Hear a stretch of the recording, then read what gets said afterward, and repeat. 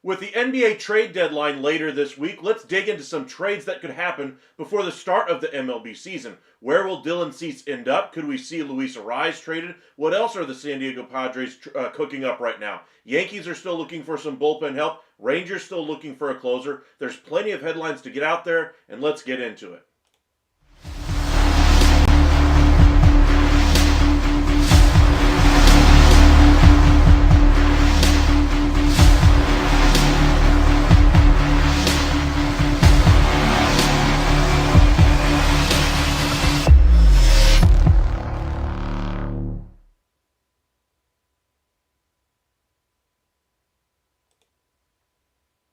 And welcome into the MLB Hot Stove Daily. My name is Michael. Appreciate you guys joining us here at the Upside Sports Network. Be sure to hit that like and subscribe. Follow us on X at UpsideSN and on Facebook, Upside Sports Network. Not too much happening this weekend, but I'm still looking forward to Alex Bregman signing, hopefully, sometime very soon. We know his market very clearly, but there's still a few other options on the free agent market. Flaherty, Pete Alonso, a couple of relievers that draw some interest as well. Andrew Heaney is another starter that should be getting a good contract as well. But the most intriguing thing right now about the MLB offseason, about the hot stove season, is what's going to happen on the trade market. A team like the Minnesota Twins, a team like the San Diego Padres, have done virtually nothing this entire offseason. You could even say the same for the Seattle Mariners up until their two most recent signings, their only two offseason signings so far. All three of those teams I expect to be active here in the coming days as we gear up for the start of spring training. Arizona Diamondbacks, we've mentioned them over and over and over again after bringing in Corbin Burnes, had a surplus of starting pitching, and we're looking to already move on from Jordan Montgomery. I would expect him to move on as well. So in the spirit of all the crazy trades that are happening around the entire sports world right now, Luka Doncic and Anthony Davis taking the cake in the NBA. De'Aaron Fox just getting traded in part of a three-team deal from the Sacramento Kings to the San Antonio Spurs, where Wembanyama finally gets his point guard there. Zach LaVine goes to the Kings in that deal. That one just going down within the last hour or so. But and then in hockey, you get a few other deals as well. JT Miller gets traded to the Rangers. Mikael Granlund gets traded to the Stars, who were victorious in their first game with him. The Mavs, meanwhile, got blown out on the road when they didn't really play anybody, though. So we'll see when Anthony Davis, Kyrie Irving, P.J. Washington, Daniel Gafford, among several other players who did not play in that game, are back in that lineup. But not a great way for Mavs fans to spend a Sunday. A lot of protests out at the arena, rightfully so, trading away a 25-year-old superstar in his prime that has never been done before in any sport, and just really surprising to see it really happen this way. So we've seen some big surprises trades before. Herschel Walker comes to mind. Babe Ruth comes to mind. Ricky Williams with the Saints.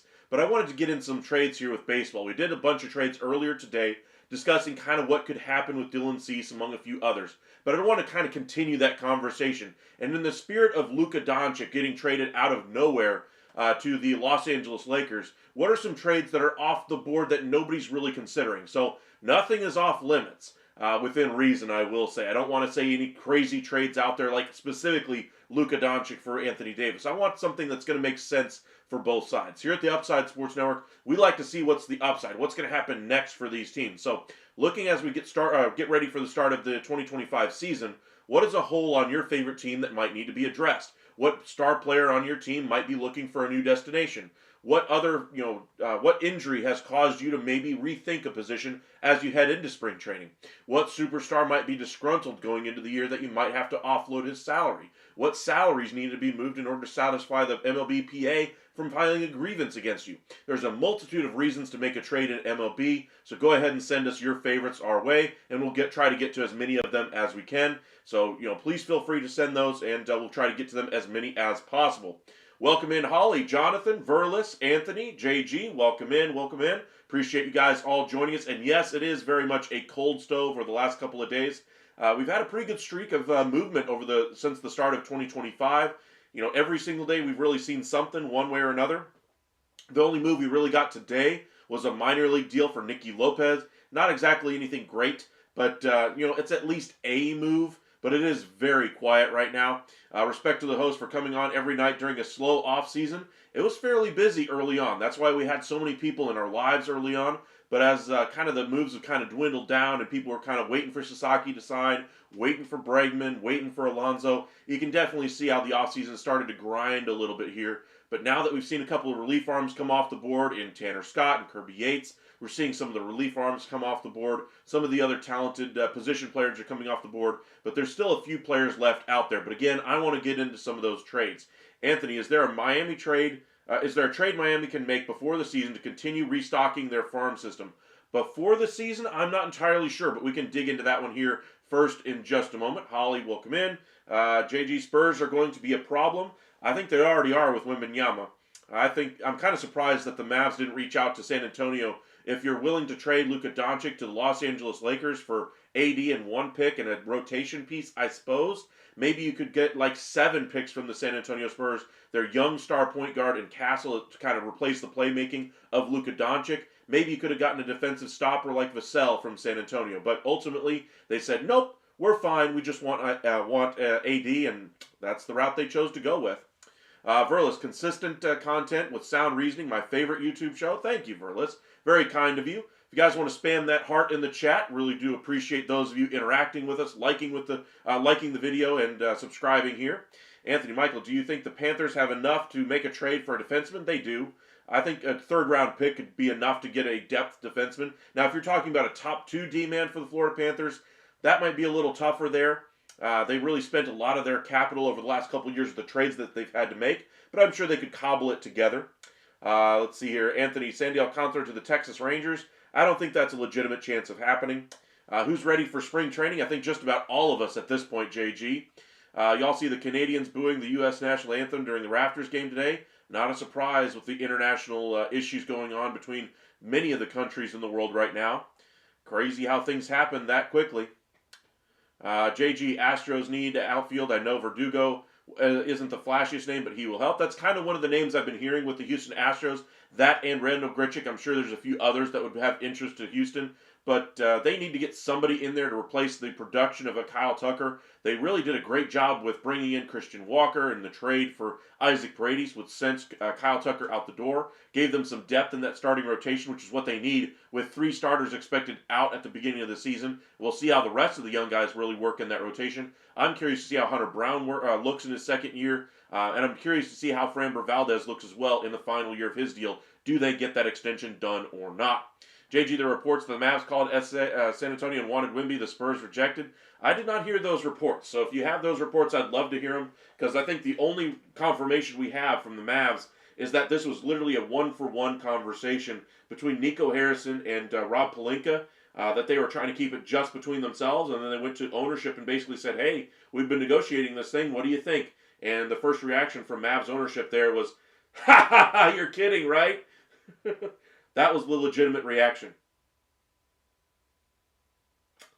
Maybe they should have had more voices in that conversation. I get it. You don't want news getting out. I get it. You worry about upsetting your star player if news does get out. But if you're that dead set on trading him anyway, you need more voices in the darn room.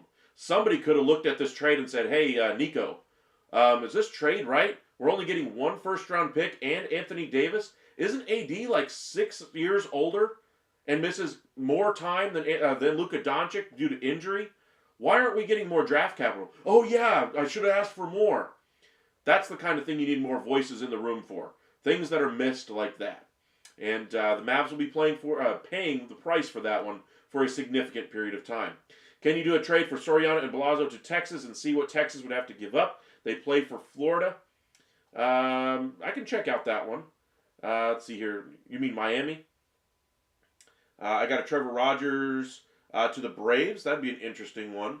All right, let's go ahead and get into some trades here. Let me pull up the screen for you guys. We'll check on X to see if anything is happening this evening.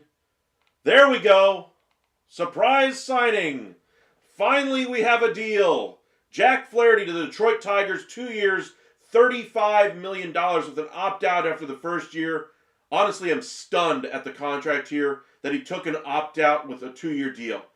I mean, where is the higher offers here?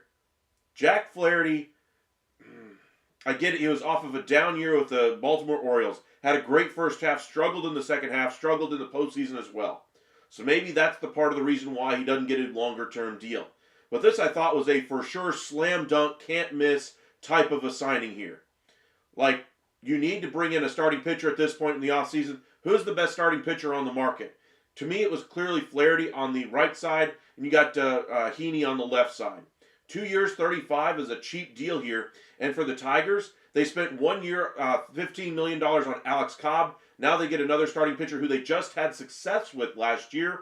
And what a cheap deal here for the Tigers. Gotta love it if you're Detroit. They really don't like giving long-term contracts here. So, you know, very curious to see what the reasoning behind the deal for Jack Flaherty is. Was there really no better offer from, say, a team like the Toronto Blue Jays, a team like the Chicago Cubs, heck, maybe even a short-term deal to go back to the Dodgers? Why wouldn't he have done something like that than the Detroit Tigers? Maybe he just likes playing in Detroit. Maybe that's the reason for it, but what a surprising deal there. Jeff Passan breaking the news there. Wow. 2 years, $35 million with an opt-out. Wow. Wow. I'm not sure if I can edit the title of this video during the live, but we're going to try it while we're on the air. Bear with me for just a moment.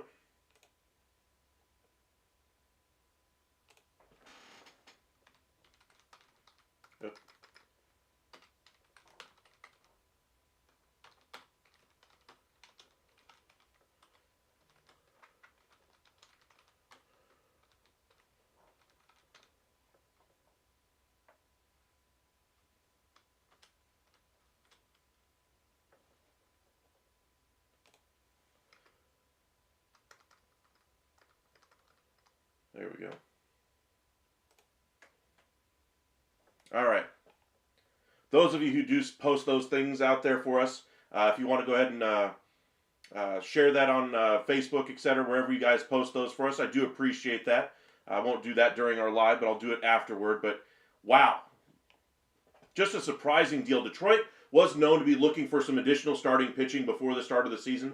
I thought they would go even cheaper than this deal for Jack Flaherty, but when you can get the potential of a number 3, possibly a low-end number 2 starter in Jack Flaherty here, maybe at his best as a high-end number 2 if he gets to the production that he was in the first half last year with Detroit, then you have something to really work with there. But they've done a nice job rebuilding that rotation on the fly this offseason. Do they have a long-term rotation? No, they do not. They've got one of the top prospects in the game coming in Jackson Jobe. That's one player to kind of keep an eye on there. But 2 years, $35 million to go to Detroit with an opt-out after the first year.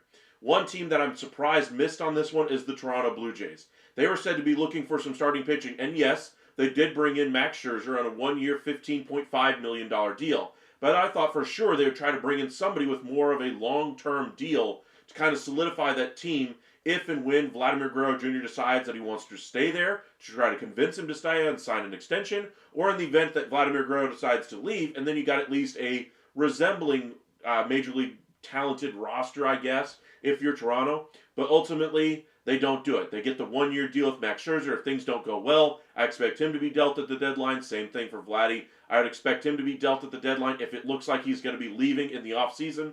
But for them to miss on Jack Flaherty, who they could have signed long-term, I wonder if that would have been a player that a guy like Vladimir Guerrero Jr. would have said, hey, that guy can help out my rotation, and one more reason for me to stay here. I'm not saying Jack Flaherty would have been the reason he would have stayed in Toronto, but I am saying it would have been a helpful thing for them to add another starting pitcher to that rotation there. But good deal here for Detroit. Hats off to them for getting another low-cost contract. The AAV is really low, and this continues our streak of having relatively big deals on Sundays every single Sunday so far in 2025. Will Alonso or Bregman sign before spring training? I guarantee Bregman will. Alonso might be a little bit more iffy because if he really wants to stay with the New York Mets, he's going to have to agree to a team-friendly deal. Now, I will say that there has been some rumblings about the Mets posturing, that they don't want to go as high as they might be willing to go. That Cohen and them are just putting lip service to this thing to see if they can get him to bite on a lower-cost contract because they know how badly he wants to be a member of the New York Mets. And Scott Boras basically called them out for that kind of behavior, saying, hey, we know you want him. You guys know he wants to be here, so why are we playing these Mickey Mouse games? That's basically what Scott Boras said in his press conference. And I kind of agree with Scott Boras on this one because I do think the Mets need Alonso back. Do they need him as badly as, say, if they didn't have Juan Soto? Of course not. But, I mean, if they do have Juan Soto, you still have to continue to build out this roster. I'd say they're in a better spot overall than where they were entering the season last year. They were not expected to be a contending team and ultimately made it to the NLCS. You have to continue to build. You got the young kids coming, but the reason why you have an owner in Steve Cohen with those deep pockets is to utilize those deep pockets. So why are we so afraid of spending on Pete Alonso? If you're worried about that contract looking bad in 3 to 5 years, yes, money is money. You have to know the value of a dollar. But this is one of the richest owners, if not the richest owner, single-handedly in Major League Baseball. I get it, the Guggenheim Group out there with the Los Angeles Dodgers is literally rolling in money, especially after the signing of Shohei Ohtani. They can afford to do whatever, whenever they want. I get it. It's a different atmosphere out there. But Cohen's deep pockets are one of a kind in Major League Baseball. He's a fan of the team. Why are we hesitating here if they really want the player back? Now, if the case is legitimate that they don't really want to sign him because they would rather play the young guys, then why are we even flirting with bringing back Pete Alonso, period? I mean, I get it. You don't want to upset the fan base, fan favorite in Pete Alonso. Hey, he chose to go somewhere else rather than us turning our back on him. For instance, you look at the trade that just happened in the NBA with Luka Doncic and AD. It was the team that turned their back on Luka Doncic. That's why you saw protests outside of the arena today. All the negative backlash at the Mavericks front office over the last 24 hours is because they turned their back on a player who is loyal to the team, willing to stay there, happy with the roster, happy with the team itself, and had success, and looked like an ascending player who could be a future MVP. When you decide that you want to move on from a player like that, you're going to get some backlash. Now, I'm not saying Pete Alonso's Luka Doncic, but I am saying he is a fan favorite there with the Mets, and you're going to face some level of backlash there if he ultimately does leave and go elsewhere, and you decided to move on first. The fact that Luka got traded before Zion is wild. Couldn't agree more. Flaherty to the Tigers. Yes, indeed, Verlis. 2 for 35, as you can see on the screen. The Giants should jump on Alonso. That's a possibility. I think they'd be going for more of a one-year option there if they do decide to go that route. Honestly, I think they're fit better for Anthony Rizzo as well. Cubs, to me, and the Giants are the best fits for Alonso or for Rizzo. But as far as Alonso goes, I think the fit for him looks like the New York Mets. There was a period of time where it looked like there was no way he was going to go back there after they made the move for Jesse Winker and basically said, this basically closes the door on any big spending we're going to do. Well, I'm calling a little bit of bull on that one at this point now because they're still in negotiations with him, and they've raised their offer now twice in the last week alone to Pete Alonso. They started out at 3 for 62, that rose to 3 for 66 around Tuesday night, and then it rose to 3 years, $70 million on Thursday night. And looks like Alonso's looking for a 3-year deal around $100 million or maybe $95 million. I project this thing is going to get somewhere in the middle if he goes back to the Mets. But we'll see what ultimately happens there. He took the Mavs to the final on one leg. Yes, he did. Luka was pretty banged up last year and still was able to get him there. But appreciate you guys joining us this evening. The big news tonight, of course, Jack Flaherty, just as well, we were about to go into some trade discussions, gets signed by the Detroit Tigers. 2-year deal, $35 million, opt-out after the first year. Remember, he played very well for the Detroit Tigers last year before they parlayed him to the Los Angeles Dodgers. Let's go ahead and update our X page here and just see if anything is happening outside of that.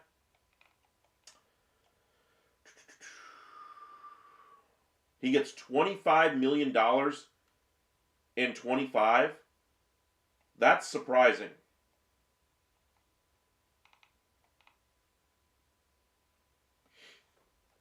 The structure of this contract is fascinating.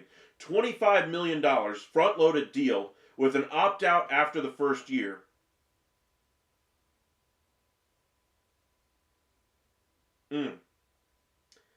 His salary is $10 million in 26 or $20 million if he makes 15 starts with an opt-out. Okay, so it's not a straight opt-out. Basically, he has to make 15 starts in order to get the opt-out. Now, if he makes those 15 starts, which I think is pretty reasonable for Jack Flaherty, then he would be able to make $20 million and be able to opt out of the deal. So overall, the deal itself, minimum, will get him $35 million. Well, I can't really say that. It'd be $25 million guaranteed with the opt-out. So we'll see what the buyout option is there, but incredible structure here of the deal. Deal could be worth as much as $45 million. Very interesting signing here. Tigers protect themselves as far as if Flaherty struggles or has Tommy John issues this year. They obviously would only pay him $10 million next year. And if he performs really well, is able to make those starts, Flaherty gets to $20 million. And if he feels like he doesn't want to go on the free agent market again, then he can go ahead and play for the Tigers one more year or test the market once again next year. Very interesting deal. Tigers say sayonara to Jack Flaherty in 26. Well, I guess there's only two ways, one way that could really happen. One would be that he makes his 15 starts, gets the opt-out, and opt-out after the first year. If he doesn't get those 15 starts, then he's going to be on the hook for $10 million next year, which is an incredibly cheap salary for a player of his caliber. But that would mean you had a rough 2025, but good salary for him in at least 1 year, to where, remember, he was looking for Nathan Eovaldi money to start the offseason. Around 3 years, $75 million is what he was looking for. This at least gets you the AAV in year 1, and if he wants to get that value next year, maybe he'll opt out and try to do it all over again. But very interesting structure of this contract here. Let's go ahead and update it one more time, see if anything else is going on this evening. Nothing else there. Let's head over to MLB trade rumors. Anything there? Nothing too much there. All right, let's get into some trades, everybody. I know Anthony kind of requesting some trade talk here, so let's go ahead and clear this one out. And we want to look at the Miami Marlins. What could they trade off of their roster? I'm going to look at their majors team, obviously, and I'm going to look at guys that are hitting their last year their deal. Tinoco, not going to have any trade value. Then you get into year 2. Jonathan Davis, no trade value there. The closest guy to free agency is Sandy Alcantara, Derek Hill, Jesus Sanchez, Anthony Bender. Those are the guys that are closest to free agency. The only one that has real value, Jesus Sanchez and Alcantara. Of course, we've already done an Alcantara trade. I want to do one that's a little bit more peculiar.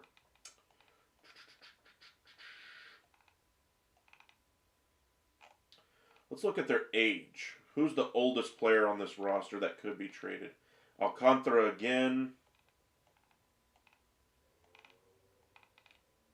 Nardi's been a name that's been brought up a few different times. Maybe he could be a player that's traded. One of you guys mentioned Soriano. Let me pull it up here. One of you guys mentioned Soriano and Balazzo. Next to no trade value.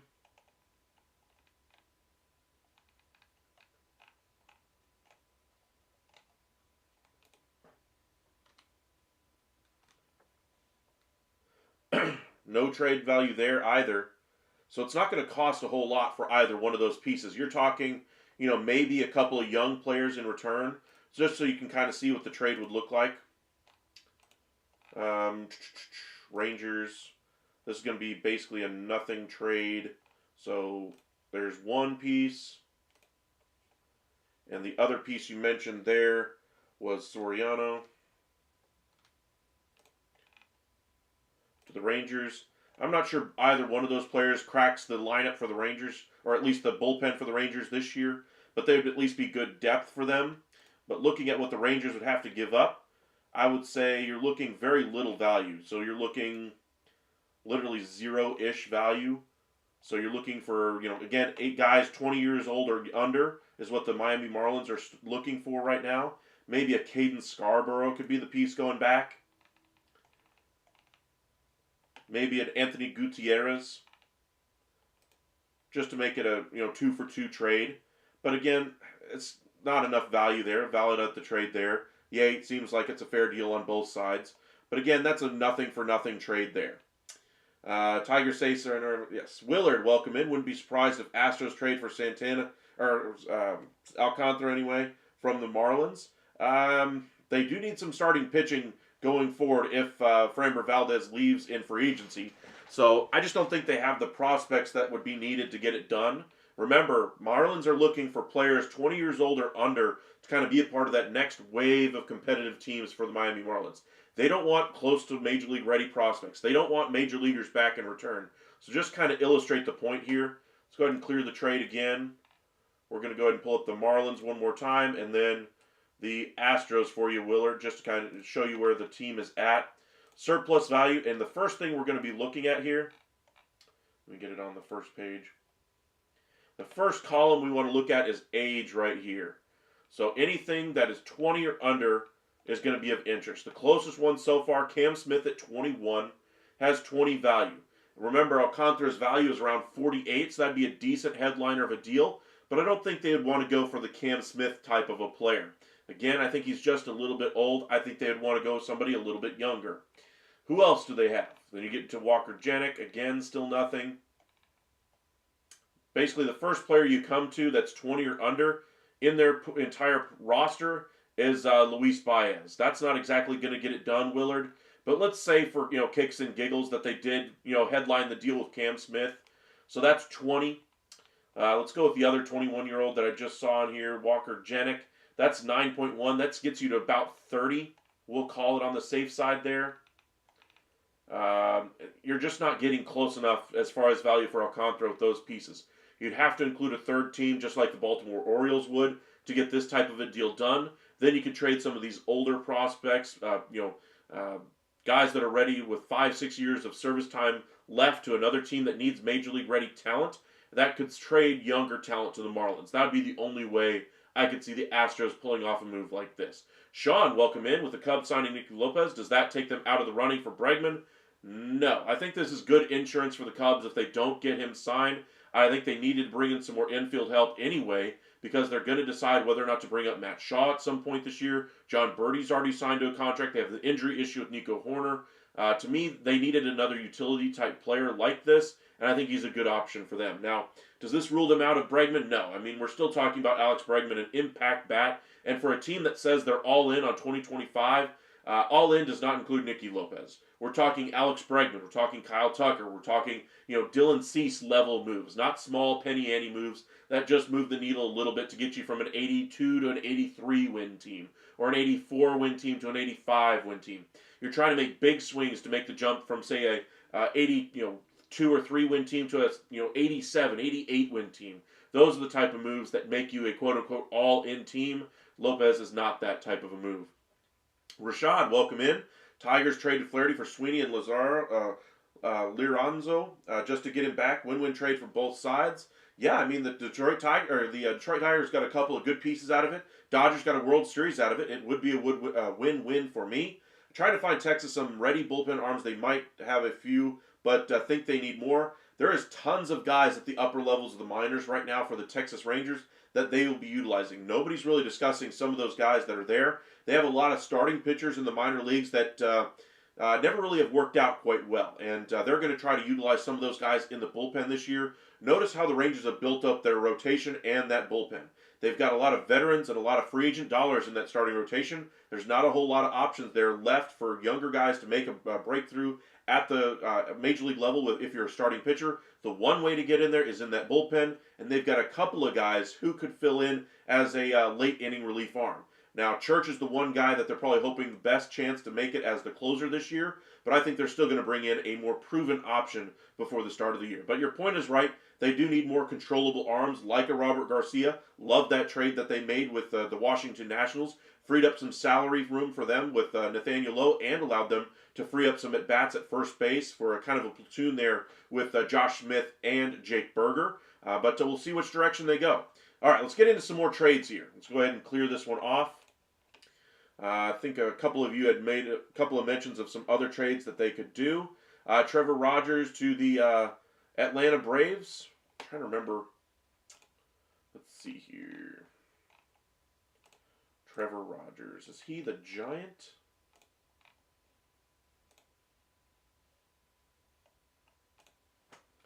Can't remember if he's on the... That's Tyler Rogers I'm thinking of. Is he in Miami?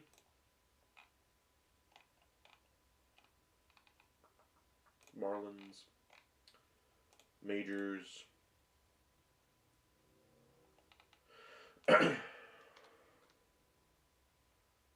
I'm blanking on where he plays. I don't know why I'm blanking. Padres?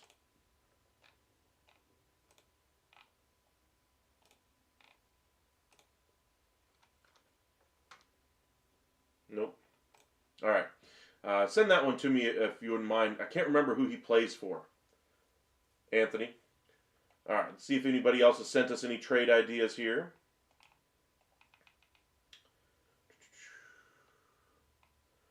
Controller arms. Does this move take the Tigers out of the running for Bregman? No, I don't think so. For the Tigers, they're always looking for lower cost contracts. They're looking for shorter term deals. They have a contract already on the table, a shorter term deal for Alex Bregman. Now, the money would be the question there. How high are they willing to go as far as payroll this year?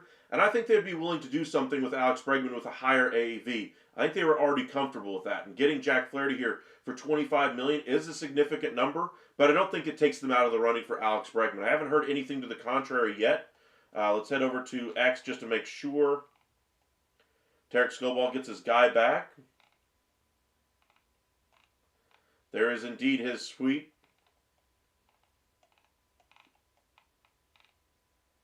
Nothing there that says anything about the Tigers being out on anything else. Baltimore, thank you, my friend. Okay, so for me, Baltimore is looking to add starting pitchers, not subtract. But they're going to have a little bit of a roster jam at some point here. But they got a lot of guys coming back from injury. So if they were to trade one, let's see, 2 years left, very low value. I don't think the Braves do this one though.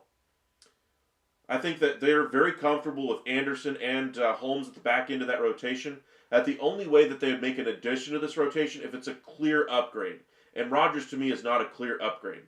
Garcia and Webb, Teodo, and Church and Latz could be in the bullpen for years. True, but the Rangers did one thing this offseason. They wanted to make sure they earned their spot on this roster to start the season and throughout the year. Some of the guys that they signed, I don't think will actually make the start of the season. For instance, Armstrong, I don't think there's a chance he breaks the club or breaks camp with the club if everybody's healthy. I think he ultimately might be minor league depth there as the season goes along. But for Latz, a guy who had a great first half but really struggled as the season kind of wore down as the season got along, and it was his first real taste of the big leagues. extended taste at the big league. So I'd expect him to be stronger next year as well. That's one name to kind of keep an eye on going forward. But they're going to force these young guys to really earn their chance at the big league level. They're not going to hand them anything there. Hank, what could we get for Tavares and Josh Smith, the Rangers from the Yankees? Good trade idea there. The Yankees could use a player like Josh Smith, but Tavares I think is a little bit of doubling up there with Trent Grisham. I don't think that really works for either team, but let's go ahead and pull it up for you just to kind of see what it would look like. Josh Smith is an interesting name, though, for the Rangers, along with Tavares for trades here. But let's look at the Majors roster. Let's clear this out.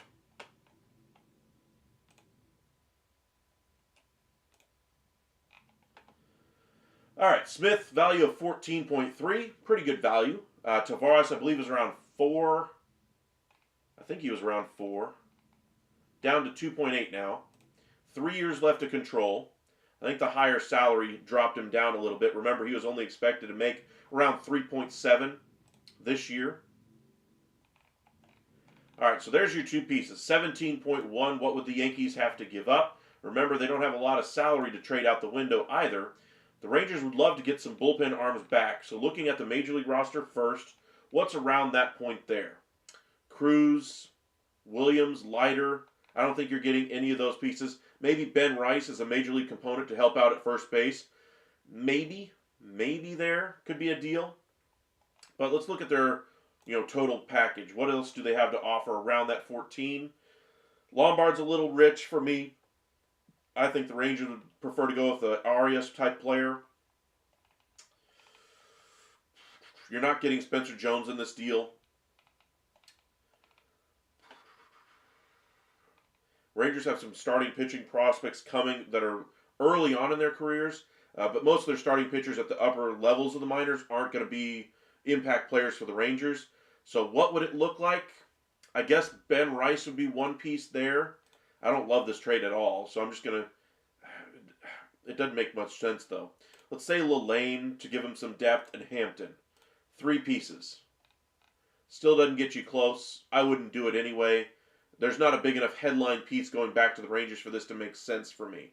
Now, say you take out Tavares, because that piece doesn't make sense either for the Yankees, and it still gets you pretty close there, but I wouldn't do this trade either, because I don't see a reason to make this trade if I'm the Rangers. Ben Rice isn't a better player than Josh Smith, and the 2 starting pitching pieces, while they would be beneficial to the Rangers and help out that farm system, I don't think there's enough there either.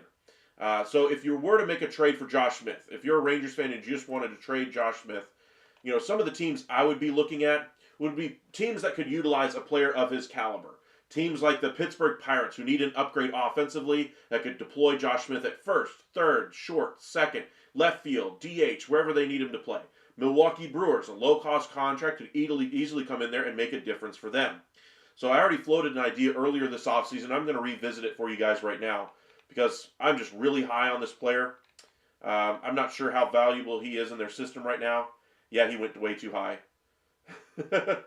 Jesus Mate was a player I was really targeting as kind of a Sebastian Walcott in the making. He is that good of a player to me. He's 17 years old, and his value has already eclipsed what I thought it was going to be. So that trade isn't going to happen now. But let's see, what else could they do for a Josh Smith? Let's go to the Pirates. That was one team I had mentioned that could use an offensive upgrade. They have some pitching that the Rangers could utilize. Let's look at the Major League level first and just see what's available. Now remember, Smith has a deal around 14, so you're looking guys in this range here. All right, so what could the Rangers get? Maybe go a little bit higher and bring in a Mitch Keller. I don't think you'd be able to do something like that because I think they want to hold on to him. A few years ago, David Bednar would have been a great option, but he has not pitched well over the last year or two. I don't really see a fit here as much as I thought there might be. Maybe if you package a couple of pieces together, you could cobble together a nice deal. Keller might be the only one, though. Just doesn't seem like a great fit. We'll see if we can work on a Josh Smith trade here. JRP, any Baltimore news? Welcome in. Appreciate you joining us. Cruz, welcome back. As far as Baltimore, not too much news, really. It's still more about them gearing up for the regular season, looking for some minor fixes around the periphery of this roster. I still believe that they are looking for a number one starter in that rotation, that they're gearing up for some type of a trade either during the season, at the trade deadline, or before the start of the season. I think that is absolutely paramount right now for Baltimore, for them to be a serious contender in the American League, because without that number one, I think they get bounced in the first round no matter who they face once they get to October. You see Stroman now be moved only. Quintana left. Flaherty, $25 million 1 year, year one anyway, $10 million for year two after 15 starts. That was a very unique deal. If you guys missed that off the top of our show, Jack Flaherty signed with the Detroit Tigers, 2 years, $35 million. But it's a very interesting contract. First year, he gets $25 million. So it's kind of a front-loaded deal. If he makes 15 starts, the second year goes from a $10 million salary with no opt-out to a $20 million salary with an opt-out. So kind of guaranteeing a good contract here for the second year for Flaherty. If he decides to go to free agency, he has at least got that contract of $20 million on the table if he has a good year. If he decides to turn it down, obviously he can go into free agency. For the Detroit Tigers, they get a good starting pitcher this year for $25 million. And if things go poorly this year, they only have to pay him $10 next year, and hopefully he's a better performer next year. But if things go well and he wants to stay a member of the Detroit Tigers, $20 million is a very palatable salary for a pitcher of Jack Flaherty's caliber. Remember, he was looking for a deal in the Nathan Eovaldi range at the start of the offseason. As prices have slowly come down as we've gotten closer to the start of spring training, you can see how the value is still there at what Nathan Eovaldi made at $25 million per. He gets that in year one. Now, if he wants to test the market next year and see if he can duplicate that $25 million next year, he has the ability to do so.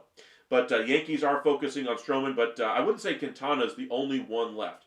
I would say that as far as starting pitchers are concerned, to me, you still have Andrew Heaney that's on the board. Nick Pivetta is still on the board. I'd rather have Andrew Heaney out of that group. Then you get into some of the innings eaters, Kyle Gibson level. Then you get into the Lance Lynn's of the world. Jose Quintana was a better pitcher than those guys, so he kind of fits in there, somewhere in that Andrew Heaney, Nick Pivetta range for me. But that's another couple of names that we should be paying attention to on the starting pitching market. Rangers off season is an A-. I would agree. To me, they still need to upgrade their rotation just a little bit. They have so many question marks as far as innings in that rotation. I would love to see them to add at least one more innings eater. There's another starting pitcher out there who could also flex to the bullpen. Jacob Eunice, anyway, I think would be a good option for somebody to sign as far as a depth starting pitcher or somebody you can use in long relief out of the bullpen. He's done both before. He had great numbers at the end of last year. High hopes for his year this year, but we'll see where he ultimately goes. I think he'd be a sneaky good signing at this point in the offseason. But for the Rangers, maybe a trade for Jordan Montgomery to help with the starts and the innings. And then in the bullpen, they still need to bring in a closer as far as I'm concerned. There are conflicting reports over how much money is left. I'm telling you, most sites have the contracts wrong because they're doing it based on average annual value, etc., not what the actual deals are worth each year. That's something to kind of keep in mind as well. Sean, are the Tigers out on Bregman now? No, they are not. I have not heard anything about the Tigers being out on Bregman. JRP, how good do you think the Blue Jays will be this year with Santander in their lineup? I think they'll be a better team. MLB Trade Rumors had a chat today where they kind of asked a poll question, which worst team in the division could make a nice run and make a postseason this year. The worst teams, of course, were the teams that were finished last in the 24-24 season, and the winner in the chat anyway was the Toronto Blue Jays, and understandably so. They still have a good roster. This was a team that was expected to win last year and ultimately fell flat on their face for the second straight year in a row. Vladdy is trying to win this year. The Toronto Blue Jays are trying to win this year in an effort to retain Vladdy long term. They make a big addition here in Anthony Santander. They signed Max Scherzer for 1 year. Scherzer ain't going anywhere he doesn't think he has a chance to win. And if he doesn't think he has a chance to win by the trade deadline, he will be dealt. So I think Toronto's got a good chance to make it to the postseason this year. But as far as Santander specifically, gives them some stability, which is absolutely what they need. $92 million, I think, is what was guaranteed to him over 5 years. $61 million in deferred money, and then has an option to make the total value of the contract up to a maximum of 6 years for $110 with incentives in that deal as well. But do I think they'll be a better lineup? I do. Do I think they win the division? Probably not, but I do think they are improved and could still use more improvement than what they've already done. When does Bregman sign? I'm still expecting it here within the next 24 hours. I told you guys, I think yesterday I was between 24 and 48 hours. I was hoping we'd get the deal Sunday, but we get Jack Flaherty instead. Good signing there. Literally nothing happened all day and all day yesterday either. And we finally get some real news today for Jack Flaherty. I'm hoping we get the Bregman news very shortly here. And then as far as Pete Alonso, that's the other big name that's still out there. That one might take a little bit more time. But the Mets, Blue Jays, Angels are the teams I would keep an eye out for there. Let's go ahead and see if we can get this trade figured out here. What could we find if the Rangers decided to do something different and free up their roster a little bit by trading Josh Smith, capitalize on his value now? Well, to me, this is the highest it's going to be. He's a good utility player, but utility players to me, I mean, they're really valuable to your team, when they're on 1-year deals, 2-year deals. But for a guy, with 4 years left to control, that's a player that could be invaluable to a team like the Guardians or the Pirates or somebody along those lines. So let's kind of look at where he could fit. Let's go ahead and go to the San Diego Padres because they're a team that's looking to make some trades, and I know they have some pieces that could have interest for the Texas Rangers. So let's go ahead and look at Luis Arraez. Now, do I think Luis Arraez is good enough to equate the value here of Josh Smith? Honestly, I think both sides would need to do something a little bit more. So, for instance, I think the Padres would want a little bit more than just Josh Smith. I think the Rangers would want a little bit more than just Luis Arraez. So let's keep building this trade just a little bit more. So what else do the Rangers need? They're looking for some bullpen help. They're trying to do it on a shoestring budget. So what else could they add? Well, Jason Adams is one name I really like. I think he'd be a great short-term option as far as a closer. He's been lights out the last couple of years. Suarez is a little bit more expensive, so I would rather go with Adam there. Now, Smith is a low-cost option. Arraez is going to only sign for 1 year. Maybe the Rangers could sign him to an extension this season because I think his number would be a lot more palatable for the Rangers to sign than the Padres, given the Padres' offseason limitations with the lawsuit in the front office, etc. Those are the issues there, or at least with ownership there. Anyway, but you're still at 9.9. Not exactly the value that the Padres, or that the Rangers anyway, would expect in return for Josh Smith. And while this trade would help, I'm not sure if we are still there yet. So let's keep building this trade out just a little bit more. Let's do one more piece. Let's try to look around that 7, 8-ish market here. Campusano, I don't think so. Morahone was in the news today as well. None of those are real fits for me. Let's go over to the NL side, or to the Rangers side of the equation. What could they give up? Maybe a slightly negative asset that would still be an improvement for them. They just lost to Higashioka. I don't see them returning there. You're not getting Peterson, Eovaldi, Seager, or DeGrom. Molly, maybe, but again, not a positive asset enough. Maybe the Padres would chip in enough cash to make this trade worth it. Let's just do cash. $5 million, not 50, 5, goes to the Rangers in this deal. There you go. That's a little bit better. And now the Rangers could throw in, say, a low-cost prospect. Let's go to the minor side of the equation. Let's say we throw in Gutierrez because they need a little bit of outfield depth going forward. Maybe throw in Torres, again, just for more depth. There you go. Pretty good deal, in my opinion. 2 players and cash. 2 pieces that could help out the Major League roster for the Rangers. 1 piece in Josh Smith. Gives them a long-term answer, all over the diamond, wherever they want to plug him in at. First, second, third, short, left field. Take over for Jurickson Profar in the outfield for a year. He could certainly handle that type of a role there. Let's go ahead and validate the trade and post it just so you guys can check it out on baseballtradevalues.com if you would like. But there's the trade. Not horrible, but when I do this trade, if I'm the Padres, I think I could do a little bit better than just Josh Smith. But if I'm the Rangers and I can capitalize on his value in a deal like this, I do so in a heartbeat, my friend. Let's see here. Sean, Bruce Levine, reporter for the Cubs, says the Cubs have a 6-year offer on the table with opt-outs. How about that? It was long believed that the Blue Jays were the team besides Houston that had the 6-year offer on the table. I'm wondering if reports of the Toronto Blue Jays with Bob Nightingale from yesterday kind of made the Cubs step up their offer to 6 years as well. Interesting development there.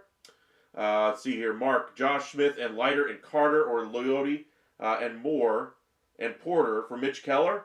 No. I ain't doing that ever. Just because Evan Carter's in that deal. I think he's too big of a wild card. I think he could be great. I think he could also be nothing. So that's kind of all over the place there for Mitch Keller. I think you already get pretty close with Josh Smith, but I don't think Pittsburgh's looking to trade him either way. Robert, welcome in. Appreciate you joining us. First time I think I've seen you in here. But your wife is a Dodger fan. We both enjoy listening to you. Always keep up the good work. You're awesome. Thank you, man. Really do appreciate that. If you guys, enjoy our content, be sure to hit that like. Spam those hearts in the chat. Saw a few of those just a moment ago. But we really do appreciate all the support you guys give us. And goes without saying that we wouldn't be here if you guys didn't enjoy the content. So thank you guys for being so supportive. We really do appreciate you. Locksmart, welcome in. First time I think I've seen you in the chat as well. Be sure to hit that like and subscribe if you don't mind. Goes a long way to helping us out. Let's see if we can gain a few subscribers tonight anyway. I think we started the show with 2221, I believe. Let's see if we can get that over 2225. See if we can gain just a couple. If you guys are new here, be sure to hit that subscribe. But anyway, Locksmart, Arise needs to go somewhere where he can play 20 to 40 games at second base. Texas would not be that option. Simeon plays there every single day. Houston, he could be a second baseman there with Altuve moves to left field. I think that would be a possibility. I think he'd be a great hitter in front of Yordan Alvarez. Would they make that type of a move? No, they would not. They don't have the budget to be able to bring him in either. Yankees, I think that'd be a great move for him at the trade deadline. That would be one trade that would have to wait. Jonathan, in the world of Luka Doncic trade is possible, then Josh Smith for Cease can happen? That's a little tough one anyway, but I will say this. Crazier things have happened, like the Luka Doncic trade, like you mentioned, but usually it works out in the negative favor here for the Dallas area fan. We just saw Luka Doncic go out the door for pennies on the dollar. Not that Anthony Davis is not a great player, but he is made of glass to some degree. 31 years old, only one first-round pick, just not great asset management. And I don't necessarily mind that they traded Luka. I mind that they didn't shop him around to get the best offer on the table. I mind that they didn't get more from the Los Angeles Lakers if they were that dead set on getting Anthony Davis. And I mind that how they handled things with Luka, period. I mean, everything was working well. If you had this many concerns about Luka and his conditioning, you should have been working harder on fixing those issues rather than going behind his back, Nico Harrison, and trying to negotiate this deal. But I digress. Let's get into some other trades, shall we? Post some ideas in the chat. Let's see if we can go ahead and do another one. Until I see one in the chat, let's see if we can come up with one here. Let's do one that we haven't done yet. Let's do a team like, let's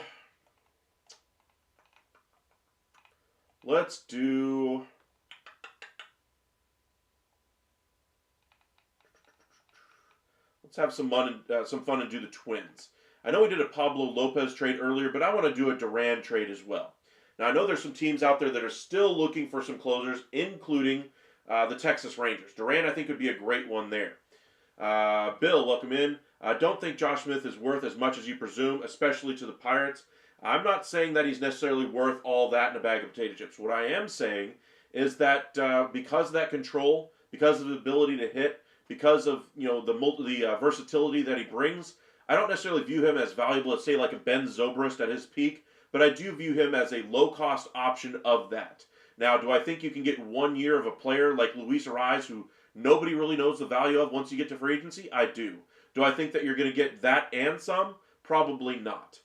So I think a trade there would make some sense for both clubs. I think the Rangers would ask the Padres to pay down a little bit of that salary if that went through, but I think the Padres are trying to decrease their salary more than anything else, and so that might not work out for them. So they might be more inclined to add another piece to this one, in which case the Rangers might trade them Leody Taveras back because they need an outfielder there. That'd be one possibility I could see them doing. So maybe a Josh Smith, Leody Taveras stack to San Diego in order to get the deal done. But I do think Josh Smith has more value than a lot of people would normally think. But just look at baseball trade values. They're fairly accurate, but I wouldn't say they're 100% right all the time. Sometimes they have misses. They do seem to overvalue some middle relief options, young middle relief options that seem to go a little bit higher. For instance, the trade for Robert Garcia from the Washington Nationals in the Nathaniel Lowe deal. That was seen as a win for the Texas Rangers because of the piece in Robert Garcia. Now, don't get me wrong. Garcia is a good piece and has a bright future, but he was a little bit overvalued at the time of the trade. So there is some work that could be done as far as player evaluations. Let's see here. Jonathan, trade Jet Williams and Jonah Tong for Dylan Cease? No. If I'm Mets, I'm holding on to Jet Williams. I don't care what the starting pitcher is coming back, unless it's a controllable starter that immediately makes us a World Series favorite. And in a year where the Los Angeles Dodgers have added so much, I'm not sure that that starting pitcher exists. Because if it did, then, I mean, the best way for this to happen for the Mets would be to get 2 of those pitchers, and I ain't trading Jet Williams for 1. Mark, would love Texas to Kirby. I know it would be virtually impossible. Kirby Yates or George Kirby? George Kirby is not happening. Kirby Yates, that's already done to the Dodgers. Don't need the Dodgers need don't the Los Angeles Dodgers need to unload pitching. They have like 10 starters.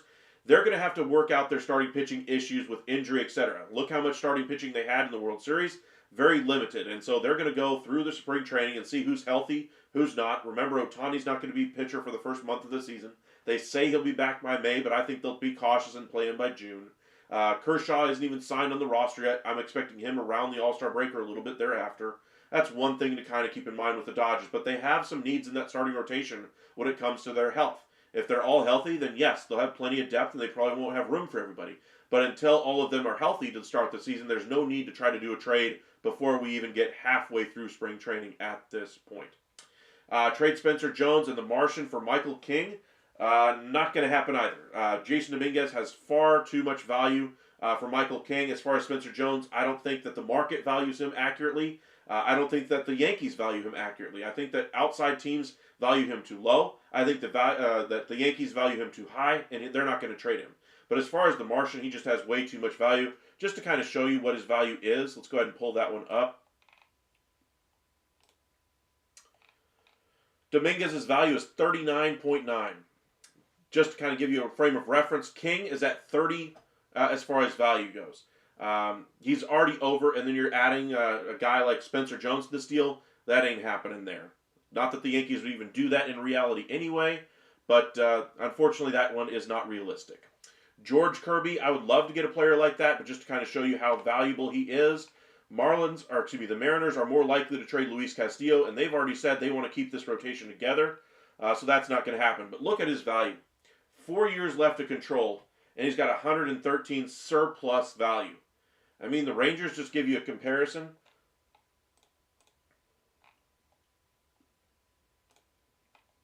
I mean, it's going to look ugly when you look at it. Wyatt Langford's your best piece available, or would be your best piece in this type of a trade. That's only 75. You need 40 more. So it'd be like trading Wyatt Langford and Evan Carter for George Kirby. Now, maybe you do it because of the uncertainty of Evan Carter, but they wouldn't do it. So, then you're left with the next rung of players left. Maybe you'd have to include Sebastian Walcott and Wyatt Langford. Would you do it for that trade? I certainly would not. I think Wyatt Langford's going to be a superstar by the end of the year. I think Sebastian Walcott, once he does hit the major league level, will take about a year to kind of get adapted to the league. And then just like Wyatt Langford, I think he'll adapt very well. I have very high expectations for him going forward there. Alrighty. Let's see here. Let's kind of clear this trade out. I do a lot of Rangers trades. Let's do something different. I was just trying to do a Duran trade.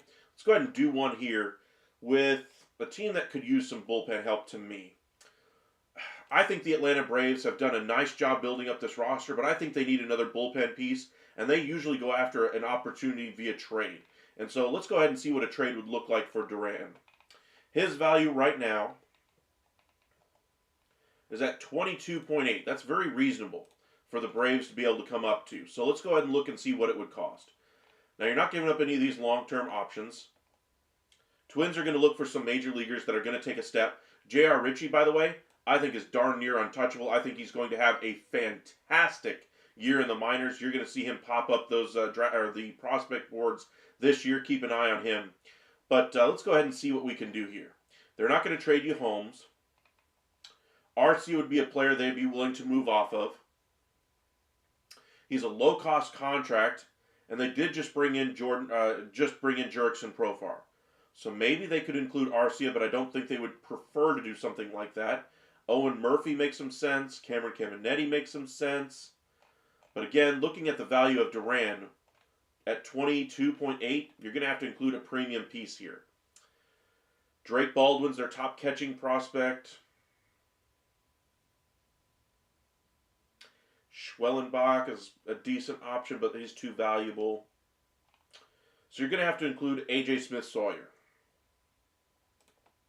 Piece that could immediately go into the rotation for the Twins. Let's go ahead and put Nacho Alvarez because they don't need a third baseman. They already have Riley already locked up that spot. Gets you to 18.5. Now you only need 4 and change. Maybe you go another pitcher here. And Drew Hackenberg. And there's your trade. Let's validate it. Post it. You said it was impossible to be a nice ad. It would be. I would agree with you there. I agree with you on that one, Mark. But that would be a decent trade, I believe, for the Braves. I think they could use another bullpen piece like this. Put Iglesias in that 8th inning role. Remember, they're losing Minter and among the other relief options they've lost over the last couple of years. I think this would be a great closer for them to be able to acquire and a way to get their young starting pitchers, into those. If they're going to start the season with those young starters in there, lengthening out that bullpen like this, making it a quote-unquote super bullpen would be the way I would go. Now, they're not going to spend a whole lot in this bullpen in free agency, so this would be one way to upgrade that bullpen without spending free agent dollars. So I kind of like this trade for both sides. Twins get a starting pitcher they can immediately plug in. Alvarez could play at the major league level. I'm not sure he would start the season there, but could be a piece they use this year. And Hackenberg could be a piece, kind of a depth piece for them as well. Not a bad deal overall. Is this a slam dunk of a trade for the Twins? I don't think so. And for one of the better closers in the game, I think you'd prefer a better top end piece than A.J. Smith-Sawyer. But this would be what the Braves could offer. Now, could another team offer you a little bit better? I think we've done this trade before, but I'll go ahead and do it once again. Rangers again need a closer for you. So the trade that I think could get you a better top end piece would be the Texas Rangers. And the two front offices have worked together before, obviously, from their time in Texas. Obviously, John Daniels, anyway, is not there, but a lot of the personnel is still there in Texas that he was familiar with. So, looking at this, let's go ahead and put Duran in this deal to the Rangers. Rangers could include, as a frontline piece, they could put a piece like Josh Smith in this deal. They could put a Cody Bradford in this deal if the Twins wanted a starting pitcher. They could put Malcolm Moore in this deal, which I don't think they would do. But let's say they do. I like Cody Bradford a lot, but the Twins could use some starting pitching, long-term starting pitching, especially if they're willing to move Pablo Lopez at the deadline. This would be a good option for them. I like Cody Bradford a lot, but it would hurt to see him go out the door. But him going out the door, I would give him a long-term piece that's already at the major league level as well in Ezekiel Duran. Another low-cost option. Twins are trying to save money right now, so there's 2 pieces. Looking at the trade so far, we need about $5 million more. Maybe a Dreiling would be another piece that they could do. I think I would prefer that over some of the other pieces that are less valuable. So it's a little bit of an overpay. Maybe the Rangers could get another major leaguer off the Twins roster, just kind of even this trade out just a hair more. Let's go ahead and look at the bottom of this roster. Vasquez, $10 million. You ain't taking back that salary. Rangers don't have the room for that salary. Tonkin as a reliever might be some fit there, but I'm not sure how much he really helps, if he would even break the camp with them. Paddock makes some sense. I've heard his name bandied about a lot this offseason as far as a trade piece that the Twins could use. A lot of Twins podcasts are talking about his trade possibility right now as well. Sands makes some interesting, draws some interest to me as well. But we're looking for a low-cost option that's only like $2 million.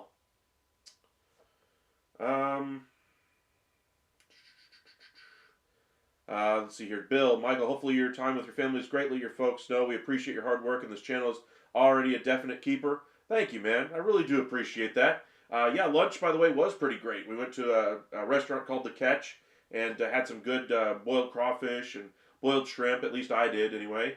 Tacos, etc. for everybody else. But it was Dad's birthday today on Groundhog's Day, so we got to have some fun doing that. Of course, Dad's favorite movie on Groundhog Day is always to watch Groundhog Day.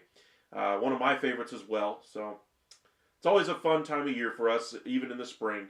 Holidays don't end with Christmas and New Year's for us. They continue all the way through spring with the Valentine's Day, with groundhogs, etc. Dad's birthday, Super Bowl is basically the day we always celebrate his birthday on anyway. So while we did cake and stuff today, we were going to do the Super Bowl with him and celebrate his birthday on the Super Bowl. So that's usually what we do every year. So it's a lot of fun. But appreciate your kind words there, Bill. But just kind of wrap up this trade. Let's say they throw in, I don't know, a guy that has some options left that doesn't have a whole lot of value. Maybe they get back Henriquez. I don't think that would be a great option for them, though.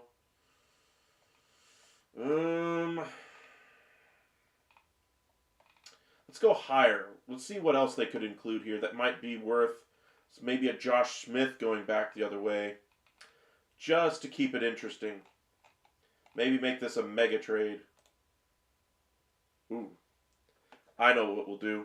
I can't remember if we've done this trade already before. I think we have. But let's just do it again for kicks and giggles and see if we can get there. Say you want to include Pablo Lopez in this deal. Obviously, he ain't getting close with the deal that I have on the board right now. So take out Duran, etc. What would you have to do to get this deal across? I think Rosario would have to be in the deal. Your top pitching prospect. Smith would have to be in this deal. You're getting Bradford already. Now you're at 47, so you're 23 away. So you need at least 2 more pieces. You're already including 3 pieces for 2. So who else could you throw in here that has some decent value? Dreiling would have to be included. I wouldn't prefer to get rid of Jack Leiter, but you might have to. But let's throw in Osuna because they could use some position player talent as well. They have some good young outfielders coming, but that still doesn't get you close, though, with even those 5. I don't think it would happen. Just to see if there's another piece they could throw in there that I'd be willing to do. Robert Garcia, I think the Rangers are going to hold on to him for now. You're not trading Young. You're not trading Carter. You might trade Carter, though. That'd be an interesting move. If, say, you believed in Leody Tavares' bat, but you want to go ahead and add a starting pitcher, controllable starting pitcher. Now, would I do this trade? Probably not, but let's think outside of the box here a little bit. Say they took the risk and traded Evan Carter with his 2 different issues with his back that seem to have resolved itself. Let's take out a lot of the talent that's in this trade already. You're going to go ahead and trade Rosario because he's your top pitching prospect. You include Carter in this deal. You're at 61. You're already fairly close. This is not a bad deal so far. Now, the Rangers would be adding, what? 0 payroll going out. Duran, probably about $5-6 million I think he makes this year. Lopez, I can't remember how much he makes this year. 20-ish. You're not going to be able to afford that if you're Texas. So you're going to have to send some salary out the other way if you're Texas. So who has some salary left that they could trade around 10?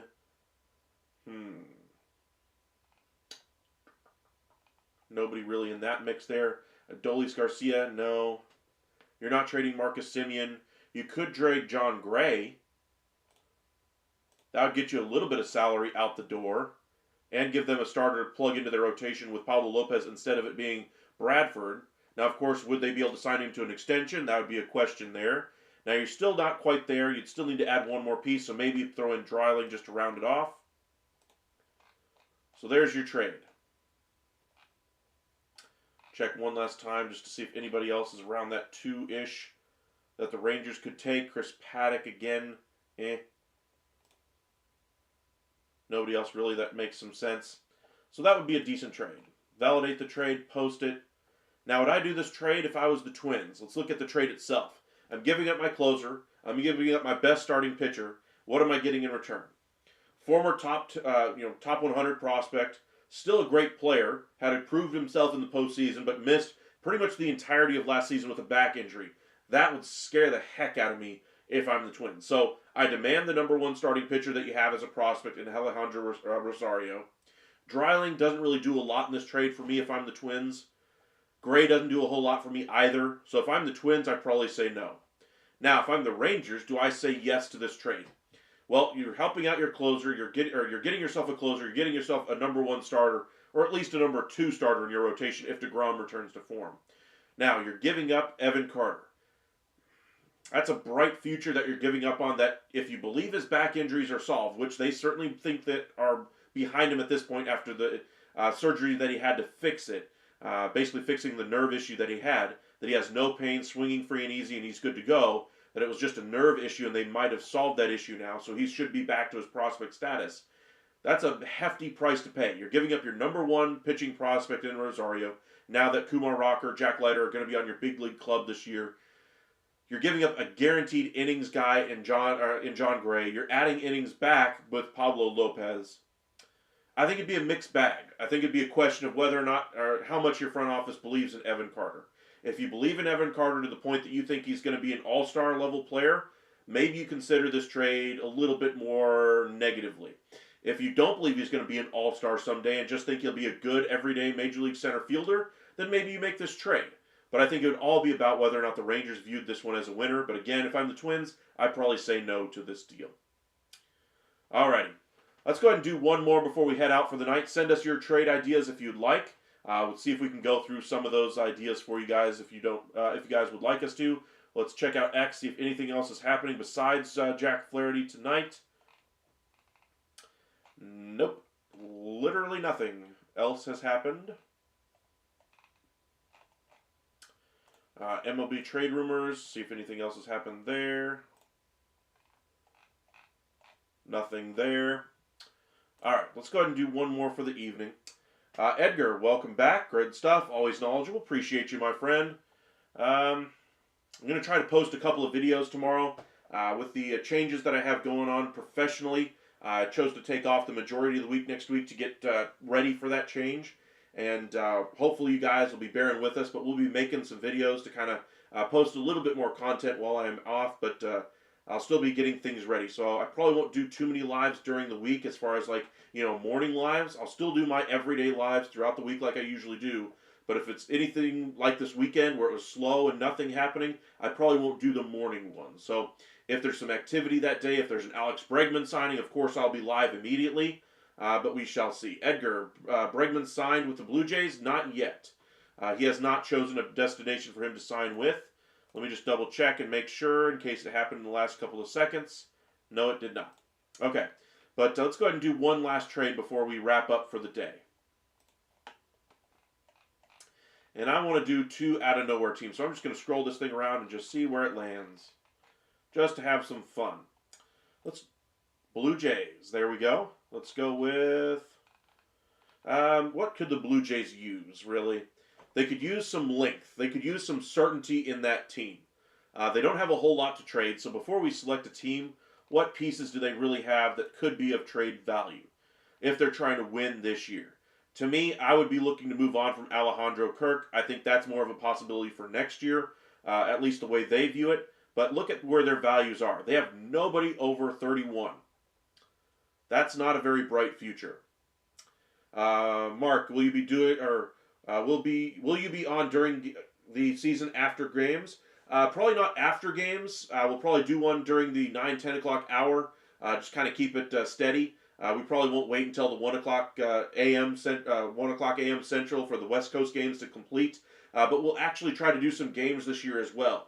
I usually do the MLB.TV package, and then I'll kind of watch the game over here because I can't broadcast it, obviously. Kind of talk about the games for you guys as, if anything interesting happens, kind of do it that way. I like having the Octabox on, so that'll be a lot of fun. I'd love to be able to do this full time and do this every single night with you guys, but with my career change coming up, maybe I'll have more time for it depending on how things work out, but we shall see. Bill, you expect Bregman to end up with the Red Sox? That'd be an interesting one. I think the Red Sox are still split in that front office as to whether or not they'll get it done. Cubby, according to Spotrac, adding Jack would put Detroit's estimated opening day payroll tax at $158.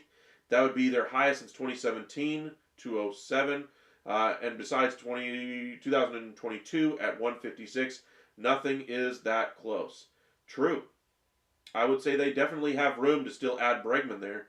Breggs is not Tigers.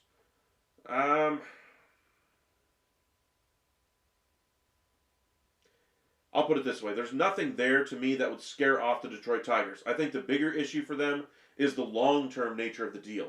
That's the issue they had all along with Alex Bregman, is the years. And so unless they're willing to include more years, I think they'll end up missing out on Bregman here. But look at the let's kind of do this trade real quick before we wrap up for the evening.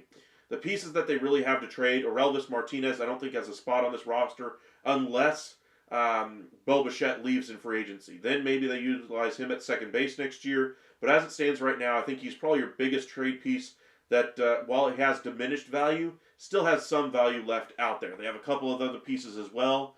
But I'd be looking for low-cost additions that would make a big impact to this team. So teams that are going to be jumpy to make some trades. Luxmart, too bad Detroit didn't have a good shortstop, but we got prospects that can play shortstop. They do have some good options there. I do like Jace Young there as well. They've got some good youth. The question is, what do they do with Torkelson? Does Colt Keith adapt well over there at first base? And do they add Alex Bregman? Javi Baez, of course, is a blight on that roster. They would love to get rid of him. Unfortunately, doesn't look like that's going to happen. But let's go ahead and pick a team here. Blue Jays, like I said, it's low-cost contract that might make some big dividends for them. So we're talking teams that like controllable assets. Padres have done quite a bit. I think that would be one team. Say like a Luis Arraez could go in there. He plays first base. Vladdy plays third. That would be one possibility. They've been one team that's been connected to Dylan Cease. Same conversation for them. But let's do somebody other than the Padres. Let's say we go with... Let's do...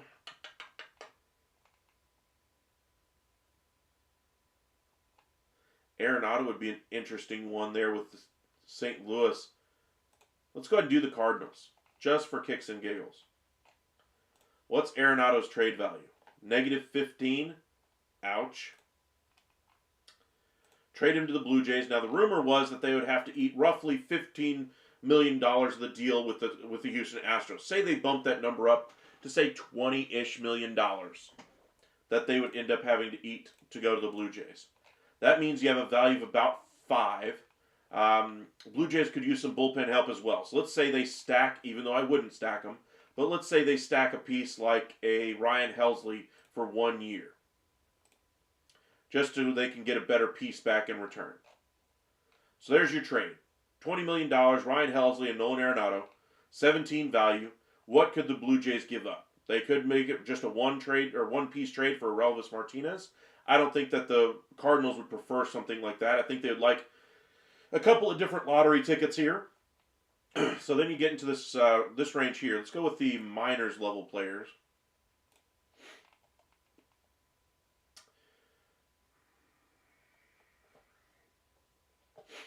Let's go with... I don't think Tiedemann would be a great option for them. Let's start with Kasevich, maybe? No. Yasevich? Let's go with Yasevich. That'll be our headliner at around 10. So that gets you a little over halfway there. And then you go for the real lottery tickets. Emmanuel Bonilla, as far as an outfielder, they could use more outfielders later on. But I think they could use more starting pitching, so you bring in Barrera. So there's your trade. Still need a little bit more, possibly. Maybe you go with somebody a little closer, perhaps. Maybe Moraldez.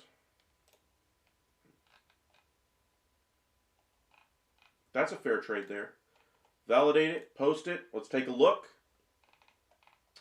So we told you guys that Nolan Arenado, we don't really know where he will go yet because I don't think any team really knows what they need at the moment. If they're having an injury, if they don't like what they have at first, at third, at DH.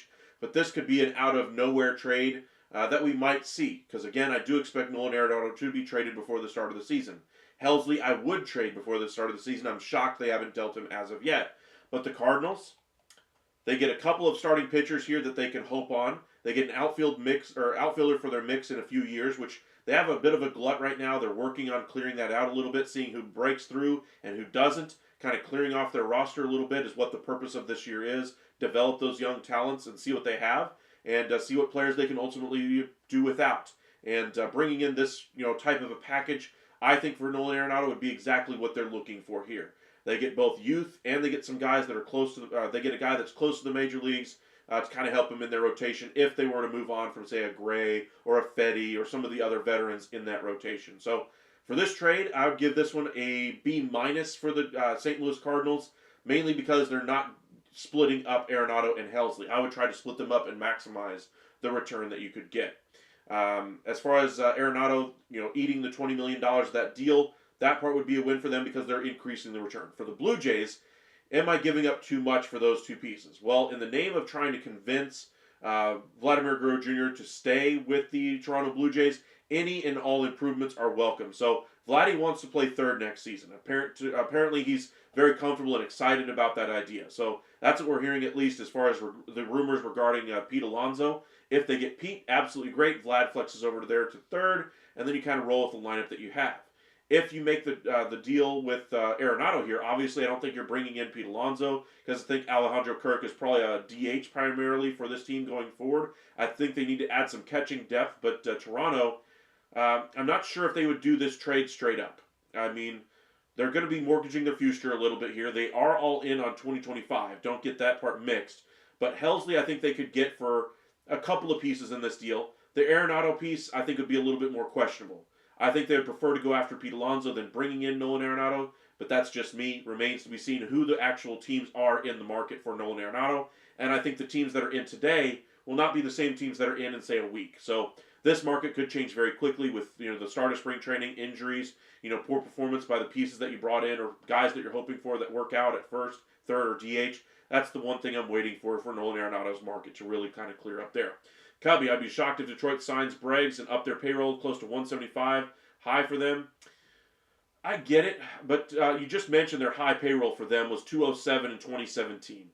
Now, that was, of course, with, Illich anyway, before he passed, if I remember correctly. They were trying to go all in back then to try to win before he did pass, and they haven't gotten up to that payroll since. Now, for a player like Bregman, I think it would shatter their salary tables for what they normally have done, since Illich passed away, and we'll see what they're willing to do.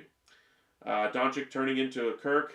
I don't know about that one. I think that the media has overblown his conditioning issues. By the way, for all the quote-unquote conditioning issues that he has, what would you guys say is where Luka ranks as far as the best players in the NBA? Top 5? Even with the conditioning issues? You're darn right. So imagine with all the motivation he's now going to have after being traded because of those conditioning issues and the concerns over the contract, I'd imagine he's going to come in great shape next year and just wait until he wins that MVP award.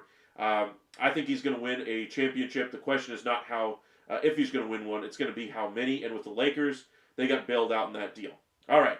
Appreciate you guys joining us tonight. We'll be live again tomorrow. We'll post a couple of videos as well. Couple detailing some trades in the NBA. De'Aaron Fox was traded to the Spurs as part of a 3-team trade. First big piece to go next to Wembanyama. And they didn't have to trade too many of their actual roster pieces to get it done. They kept Castle in this deal to where they can utilize him in a trade for a wing. So good on them for getting De'Aaron Fox in that one. And then, of course, the shocker of all shocking trades in the entire sports universe history. Luka goes to the Lakers in exchange for Anthony Davis, Max Christie, and a first-round pick, or in other words, a bag of potato chips. Sorry, Anthony Davis, you're a top 20-ish player in the game, but come on. It's Luka Doncic, and if Kevin Durant at the tail end of his prime garners 4 first-round picks, a Defensive Player of the Year, and a promising young player in Cam Johnson far ahead of where Max Christie is right now, Luka Doncic deserved better as far as a return for the Dallas Mavericks, and instead of negotiating to get something better, they didn't. So, miss there for me. Bill, Barkley called him fat. Barkley's been calling him that for years. I don't really care about Barkley. He does say kind of crazy things. He and I'm not going to put Perkins in the same kind of a category, but they kind of remind me of one another as far as how they refer to players, as far as their analysis of the game. Barkley can be a little bit more intellectual on some things. Perkins can be in others. But neither one of them are guys I go to for the hardened, what the expectation is for a trade or what pieces should or shouldn't have been traded for each other or what a future holds there. So, again, just like you say there, Bill, so there's that. That's kind of where I follow that one as in, he said it. Interesting kind of a file. All right. Appreciate you guys joining us tonight. We'll see you guys again tomorrow. Be sure to hit that like and subscribe if you haven't. Spam those hearts in the chat. Really does go a long way when you interact with the channel while we are live and do that. So I really do appreciate those of you who have done so. Those of you who have joined the Upside, thank you guys for making this such a fun time. And like I said, we'll have more videos coming out for you this week than usual, so look forward to those. And a trade deadline for the NBA is the 6th. We'll be trying to do a live on that day as well for the NBA trade deadline. So thank you guys for joining us tonight. We'll see you guys again tomorrow. Y'all have a great one.